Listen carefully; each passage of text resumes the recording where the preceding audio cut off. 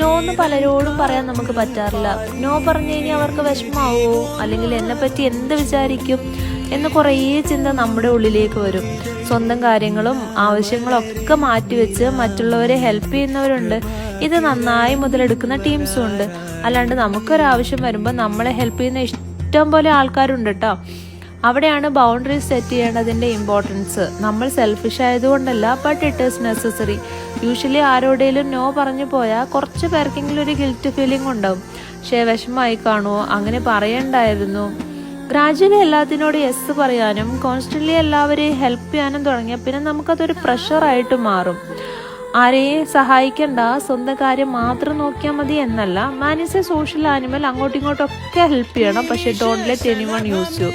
അങ്ങനെ മുതലെടുക്കുന്നവരോട് നോ പറയാൻ ഒരു ഗിൽറ്റിൻ്റെ ആവശ്യമില്ല.